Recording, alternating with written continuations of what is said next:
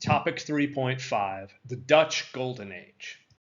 Imagine a small, soggy collection of lowlands by the North Sea, seemingly insignificant, and yet poised to become an economic titan of the 17th century. This is the story of the Dutch Republic, a tale of defiance, innovation, and shrewd economics that would make it the envy of the world. The Protestant Reformation and religious conflict within the Habsburg Empire lit the fuse of independence. The Dutch sought not just religious freedom, but also the right to govern themselves from Spain. This desire manifested in the 80 Years' War, 1568 to 1648, a David versus Goliath struggle that would culminate in the establishment of the Dutch Republic. It kind of laid the starting point for this age in some ways. The economic engine of Europe.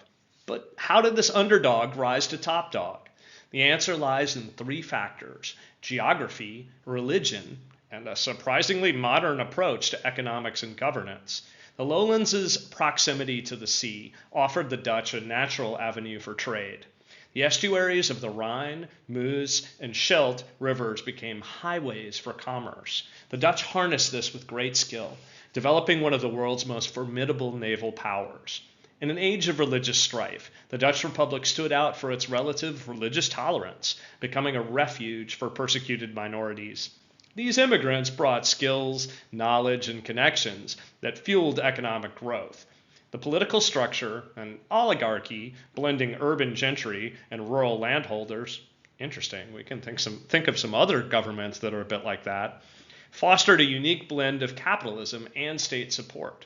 This alliance promoted trade and defended the traditional rights of a mercantile society against the absolutist tendencies of their neighbors.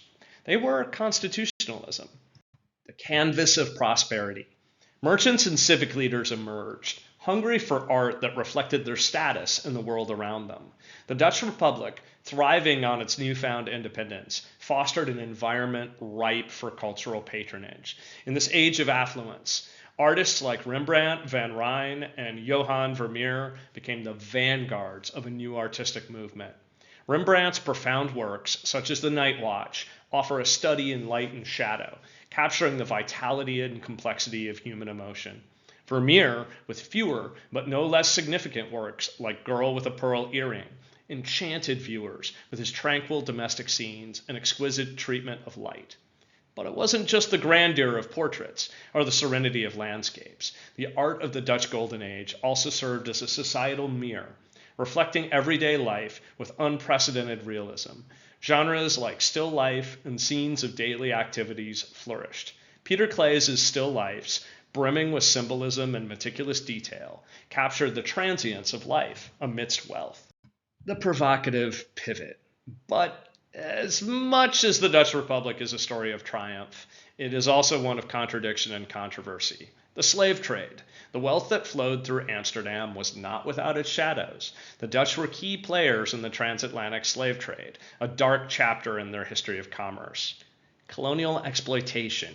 The Dutch East India Company, the world's first multinational corporation, laid claim to vast swaths of Asia, often with brutal efficiency. In the early 17th century, the inhabitants of the Banda Islands, who had been trading nutmeg and mace with multiple European powers, were almost entirely exterminated by VOC forces. This was part of the VOC's strategy to establish a monopoly over the spice trade. The company's actions included not only massacres, but also forced deportations and enslavement of the Bandanese people. Legacy unraveled. Therefore, the Dutch Republic's legacy is multifaceted. It was a cradle of modern capitalism, a nexus of trade, and a pioneer in global finance with the establishment of the Amsterdam Stock Exchange. Yet it also bore witness to the era's harsh realities, where economic gain often came at a human cost.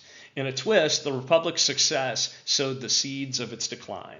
The very tolerance that had made it an economic magnet eventually eroded its unity, and the rise of other naval powers challenged its dominance. Thus, the Dutch Republic stands as a provocative enigma, a beacon of progress, and a cautionary tale of excess and exploitation.